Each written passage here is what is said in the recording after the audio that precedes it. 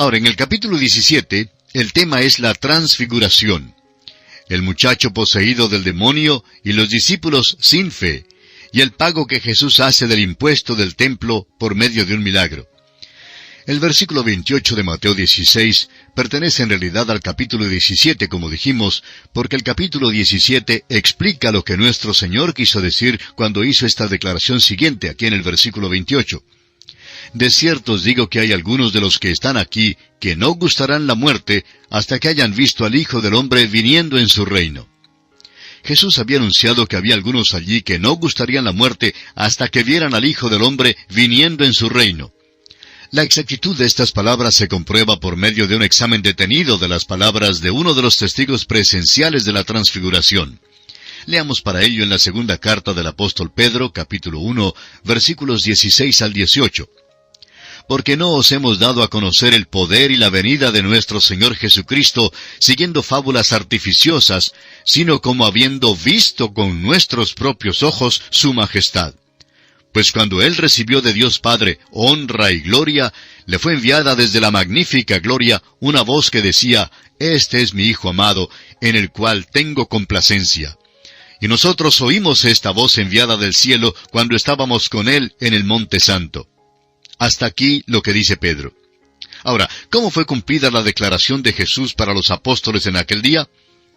Cuando el Señor Jesucristo fue glorificado en el monte de la transfiguración con 3 de sus discípulos presentes, entonces fue cuando se cumplió esta declaración. La transfiguración fue un cuadro en miniatura del reino, y Simón Pedro confirmó esto para nosotros. Los otros evangelios dan el relato de la transfiguración, exceptuando el Evangelio según San Juan. Esto nos conduce a decir algo que quizá le sorprenda, pero la transfiguración no comprueba ni manifiesta la deidad de Cristo. Manifiesta más bien la humanidad de Cristo. El Evangelio de Juan acentúa la deidad de Cristo, y sin embargo es el único que precisamente omite el relato de la transfiguración. Los otros evangelios nos cuentan de este acontecimiento, y esto nos debe poner en estado de alerta. El Señor Jesucristo transfigurado no es tan solo una prueba de su propia humanidad, sino que revela la esperanza de la humanidad, porque el hombre que vemos allí es lo que nosotros seremos. Pues los que son de Él han de ser como Él. Esta es la expectativa gloriosa que es presentada a cada hombre. No es la intención de Dios que la raza humana sea como el pobre muchacho poseído del demonio al pie del monte, del cual leeremos más tarde aquí en el capítulo 17. Juan nos dice en su primera epístola, capítulo 3, versículo 2, Amados, ahora somos hijos de Dios, y aún no se ha manifestado lo que hemos de ser, pero sabemos que cuando Él se manifieste, seremos semejantes a Él, porque le veremos tal como Él es. El acontecimiento en el monte fue la glorificación del Señor Jesús antes de su muerte y resurrección. Leamos la narración de Mateo en el capítulo 17, versículo 1. 6 días después, Jesús tomó a Pedro, a Jacobo y a Juan su hermano, y los llevó aparte a un monte alto. Vemos que una vez más Jesús lleva a Pedro, a Jacobo y a Juan con él. Ahora, ¿por qué llevó Jesús a estos 3 constantemente con él? Por ejemplo, vea usted el relato del levantamiento de la hija de Jairo en el capítulo 8 de San Lucas, versículo 51, y el relato de Getsemaní en Mateo 26, 37. El Señor no llevó a estos hombres porque eran sus favoritos, sino porque eran bebés y no podían caminar con Él a menos que Él los llevara. Veamos ahora el versículo 2 de Mateo capítulo 17. Dice, Y se transfiguró delante de ellos, y resplandeció su rostro como el sol, y sus vestidos se hicieron blancos como la luz. La luz resplandeció desde su interior, y no sobre él, desde afuera como una luz concentrada. Evidentemente Adán y Eva estaban cubiertos con alguna clase de luz antes de la caída en el pecado. En la caída, el hombre llegó a estar desnudo. Mas Jehová Dios llamó al hombre y le dijo, ¿Dónde estás tú? Y él respondió, Oí tu voz en el huerto y tuve miedo porque estaba desnudo y me escondí. Recuerde usted que así leímos en Génesis 3, versículos 9 y 10. Adán y Eva estaban cubiertos con alguna clase de luz, y cuando cayeron y perdieron esa luz, entonces descubrieron que estaban desnudos. Fue la humanidad de Jesús la que fue transfigurada. La transfiguración, pues, manifiesta la perfecta humanidad de Jesús. Entraremos en mayores detalles cuando nos corresponde estudiar el relato que hace el Dr. Lucas de la transfiguración. Por ahora, queremos decir que la palabra transfiguró es una palabra muy interesante. Es la palabra metamorfosis, que significa un cambio de forma o de estructura. El pequeño gusano velludo algún día llega a ser una mariposa linda por medio del proceso de la metamorfosis. Este cuerpo mío que sufre a causa de las enfermedades, algún día será también transfigurado. Y aquellos que vivan cuando se efectúe la venida de Cristo serán cambiados, transfigurados. Esta es la mayor esperanza de la humanidad. Ahora el versículo 3 de Mateo 17 dice, «Y he aquí les aparecieron Moisés y Elías hablando con él».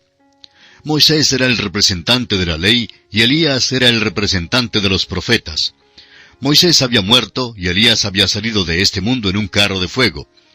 El Dr. Lucas en su relato nos dice que estaban discutiendo su muerte que se aproximaba ya en Jerusalén. Y en el capítulo 9 del Evangelio según San Lucas, versículos 30 y 31 dice, «Y he aquí dos varones que hablaban con él, los cuales eran Moisés y Elías, quienes aparecieron rodeados de gloria y hablaban de su partida que iba Jesús a cumplir en Jerusalén». La ley y los profetas testimoniaron la muerte del Señor Jesucristo. Ahora el versículo 4 de Mateo 17 dice, «Entonces Pedro dijo a Jesús, Señor, bueno es para nosotros que estemos aquí. Si quieres, hagamos aquí 3 enramadas, una para ti, otra para Moisés y otra para Elías». Simón Pedro nunca podía resistir la oportunidad para abrir la boca. Cada ocasión la consideraba como auspiciosa y así generalmente decía algo. La mayoría de las veces Pedro decía lo que no debía haber dicho, por lo menos antes del día de Pentecostés.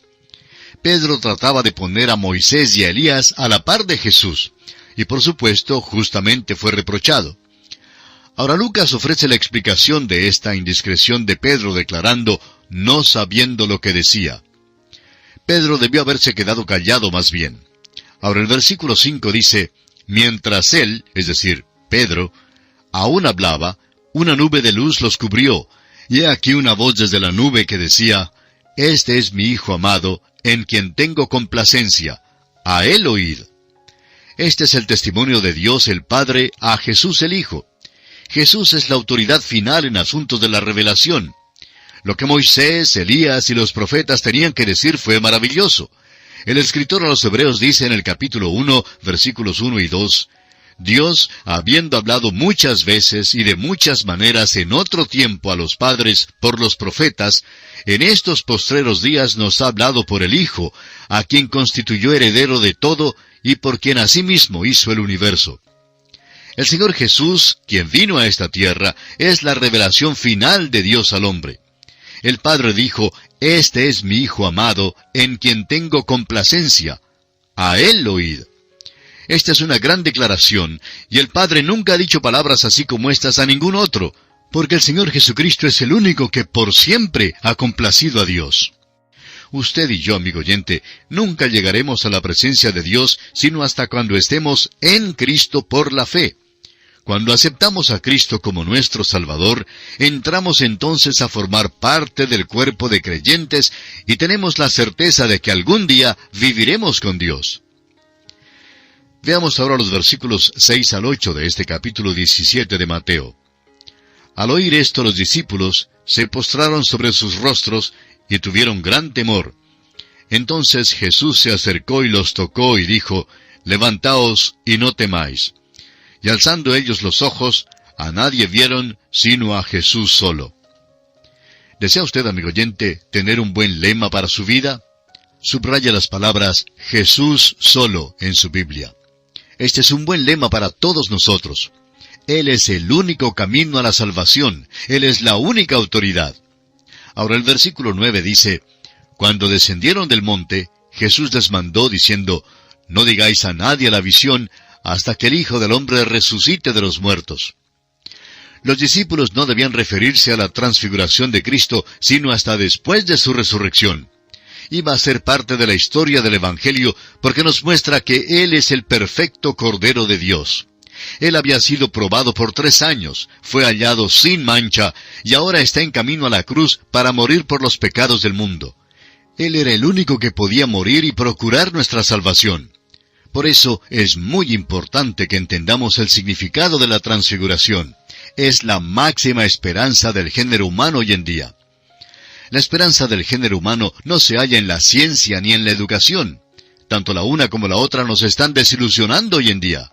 Han creado unos monstruos del tipo de Frankenstein que están causando nuestra propia ruina. Por ejemplo, en la ciudad de Detroit, en el estado de Michigan, en los Estados Unidos, han inventado unos carritos a gasolina que dan muchas dificultades porque contaminan el aire y obstruyen las carreteras. La ciencia, amigo oyente, no puede resolver los problemas mayores de la humanidad. Créame, amigo oyente, la esperanza del mundo simplemente se halla en una persona, y esa persona es el Hijo de Dios, el Señor Jesucristo. Cerciórese usted de conocerlo. Él es su única esperanza. Ahora los versículos 10 al 12 dicen: Entonces sus discípulos le preguntaron diciendo: ¿Por qué pues dicen los escribas que es necesario que Elías venga primero? Respondiendo Jesús les dijo: A la verdad, Elías viene primero y restaurará todas las cosas. Mas os digo que Elías ya vino y no le conocieron, sino que hicieron con él todo lo que quisieron. Así también el Hijo del Hombre padecerá de ellos. Este pasaje siempre ha originado una pregunta en las mentes de muchas personas. ¿Fue Juan el Bautista en realidad Elías? La respuesta, por supuesto, es que no. Pero nuestro Señor está diciendo que no se puede traer a discusión el argumento de que Él, Jesucristo, tenía que ir a la cruz y morir por la sencilla razón de que Juan el Bautista no era Elías. Pero por otra parte, es verdad que según este pasaje, Elías tiene que venir antes de que el Señor establezca su reino. El Señor dijo que si Israel le hubiera recibido como rey, Juan el Bautista podría haber sido Elías. Ahora, si usted nos preguntara cómo podría ser eso, tendríamos que contestar que no sabemos. Hay muchas cosas que Dios hace, amigo oyente, que no las comprendemos. Tenemos que dejarlas en sus manos. Ahora el versículo 13 nos dice: Entonces los discípulos comprendieron que les había hablado de Juan el Bautista. Acabamos de ver un cuadro en miniatura del presente día. Una situación del reino de los cielos. ¿Dónde entra la iglesia en este esquema? Encontraremos la respuesta a esa pregunta al seguir nuestro estudio. Vamos ahora al pie del monte donde los otros discípulos se hallan en apuros. Cuando Jesús y sus 3 discípulos llegaron al pie del monte, encuentran a un muchacho poseído de un demonio, a un padre desesperado y a los discípulos imposibilitados. Leamos los versículos 14 al 16 de Mateo capítulo 17.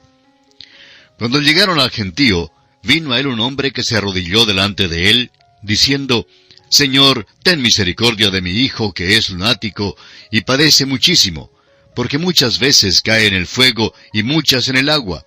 Y lo he traído a tus discípulos, pero no le han podido sanar. Es probable que este fuera el peor caso que había sido traído a la atención de Jesús. Fue también una situación triste, porque los discípulos se vieron impotentes. Este es un cuadro de la iglesia hoy en día que se encuentra en un mundo que es poseído por los demonios y que se ha vuelto loco. La iglesia tiene la psicología, los métodos y el suficiente dinero. Sin embargo, todavía se encuentra impotente. ¿Por qué? Fíjese lo que dice el Señor en el versículo 17. Respondiendo Jesús dijo: Oh generación incrédula y perversa, ¿hasta cuándo he de estar con vosotros? ¿Hasta cuándo os he de soportar? Traédmelo acá. ¿Qué reprocha a los discípulos y crítica por su falta de fe? Hoy en día una iglesia impotente afronta un mundo poseído por los demonios. ¿Cuán pertinente es este reproche para nosotros hoy? Muchas personas que se encuentran en condiciones físicas precarias, con enfermedades críticas, acuden a ciertos sanadores, en vez de dirigirse a aquel que dijo: traédmelo acá. Él es el gran médico, Él es quien puede solucionar sus problemas y los míos. El versículo 18 de Mateo capítulo 17 dice: Y reprendió Jesús al demonio, el cual salió del muchacho, y éste quedó sano desde aquella hora. El Señor reprochó a los discípulos, y luego reprochó al demonio. El Señor quitó la causa, el demonio, de la enfermedad de este muchacho, y logró su curación. Nada le es imposible al Señor Jesucristo. Hablaremos más sobre este caso cuando lo estudiemos en el Evangelio según San Lucas. Prosigamos ahora con los versículos 19 al 21. Viniendo entonces los discípulos a Jesús, aparte, dijeron: ¿por qué nosotros no pudimos echarlo fuera? Jesús les dijo, por vuestra poca fe, porque de cierto os digo que si tuvierais fe como un grano de mostaza, diréis a este monte, pásate de aquí allá y se pasará, y nada os será imposible. Pero este género no sale sino con oración y ayuno. Cuando dice este pasaje que nada es imposible, se refiere al hecho de que nada que sea según la voluntad de Dios para usted. Los discípulos no pudieron ayudar a este muchacho por causa de su falta de fe. No era la condición del muchacho la que les impidió. Debe notarse que el versículo 21 no se encuentra en los mejores y más antiguos manuscritos, cuando dice, pero este género no sale sino con oración y ayuno. Este versículo debe ser considerado extraño al texto y no lo consideramos parte de la palabra inspirada de Dios. El ayuno no es esencial para expulsar a un demonio, y como ya hemos dicho, el ayuno es voluntario. Ahora, por tercera vez, el Señor recuerda a sus discípulos que Él moriría, y que sería levantado de los muertos. Examinemos los versículos 22 y 23 de Mateo capítulo 17. Estando ellos en Galilea, Jesús les dijo, el Hijo del Hombre será entregado en manos de hombres y le matarán, mas al tercer día resucitará. Y ellos se entristecieron en gran manera. El Señor está en camino a Jerusalén. Cesarea de Filipo es donde comenzó primero a mencionar su muerte y resurrección venidera. Ahora está en Galilea y hace mención de ella una vez más a sus discípulos. Y ellos se entristecen. Y aquí nos detenemos por esta oportunidad. Concluiremos nuestro estudio de Mateo capítulo 17, Dios mediante, en nuestro próximo programa. Que el Señor le bendiga, es nuestra ferviente oración. Continuamos hoy, amigo oyente, nuestro recorrido por el Evangelio según San Mateo. En nuestro programa de hoy vamos a considerar el milagro del dinero del impuesto. Leamos los versículos 24 al 27 de este capítulo 17 del Evangelio según San Mateo. Cuando llegaron a Capernaum, vinieron a Pedro los que cobraban las 2 dracmas, y le dijeron, ¿vuestro maestro no paga las 2 dracmas? Él dijo, sí. Y al entrar él en casa, Jesús le habló primero diciendo, ¿qué te parece, Simón? Los reyes de la tierra, ¿de quiénes cobran los tributos o los impuestos? ¿De sus hijos o de los extraños? Pedro le respondió, de los extraños. Jesús le dijo, luego los hijos están exentos. Sin embargo, para no ofenderles, ve al mar y echa el anzuelo, y el primer pez que saques, tómalo, y al abrirle la boca, hallarás un estatero. Tómalo y dáselo por mí y por ti. Al parecer, este era un impuesto del templo, y el Señor Jesucristo lo pagó porque así era la costumbre. Note usted el versículo 27 en particular, donde dice, sin embargo, para no ofenderles, ve al mar y echa el anzuelo, y el primer pez que saques, tómalo, y al abrirle la boca, hallarás un estatero. Tómalo y dáselo por mí y por ti. Por lo menos, su método de obtener el dinero de impuestos ciertamente fue novedoso. Ahora notemos que en el monte de la transfiguración, Jesús demuestra lo que Adán era antes de su caída. Y aquí el Señor demuestra que Él ha recobrado lo que Adán perdió. En Génesis 1:26 leemos, entonces dijo Dios, hagamos al hombre a nuestra imagen, conforme a nuestra semejanza, y señoree en los peces del mar, en las aves de los cielos, en las bestias, en toda la tierra, y en todo animal que se arrastra sobre la tierra. En la narración de la creación, a Adán se le dio autoridad sobre el resto de la creación, cosa que perdió con su caída. Pero aquí vemos que las criaturas fueron obedientes a Jesús. Este pez, por ejemplo, cumplió su mandato tan bien como lo cumplió Pedro. En la transfiguración, vemos al hombre restaurado a su diseño original. En el episodio del dinero del impuesto, vemos al hombre restaurado a su capacidad original. Y en esta forma concluimos nuestro estudio del capítulo 17 del Evangelio según San Mateo.